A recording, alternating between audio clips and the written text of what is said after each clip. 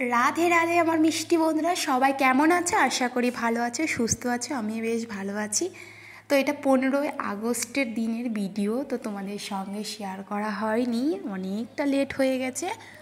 তো ওই মামামকে স্কুলে নিয়ে গিয়েছিলাম। স্কুলে নিয়ে আসার পর ওই পাশেই একটা রেস্টুরেন্ট ছিল আর কি, লুচি আর সবজি। তো অনেক দিন থেকে লুচি খাওয়া হয়নি, সেজন্য ভাবলাম যে একটু লুচি খেয়ে আসি।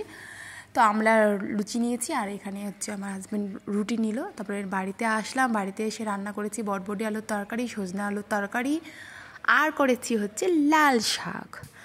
তো সব কিছু রান্নাবান্না করে নিলাম, এদিকে ভাত বসিয়ে দিয়েছি। তারপরে আর তোমাদের সঙ্গে কোনো কিছু শেয়ার করা হয়নি। একবারে সন্ধ্যার দিকে আমার হাজব্যান্ড বললো যে খুব ফুচকা খেতে ইচ্ছা করছে, তো আমি সব আয়োজন করে রাখছিলাম অবশ্য বাড়িতে। তারপরে যে ঝটপট করে ফুচকা বানানো স্টার্ট, যেমনি বললো তেমনি বাস চলে আসলাম।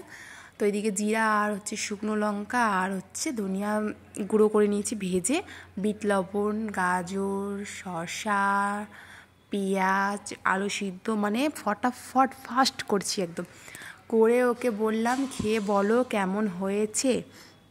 তো প্রায় অনেকগুলো ফুচকা বানিয়েছিলাম।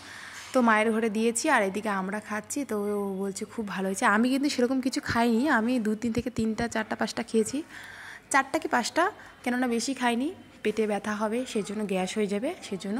আর এটা হচ্ছে তারপর দিন সকালে। টাটা, বাই বাই, সবাই ভালো থেকো।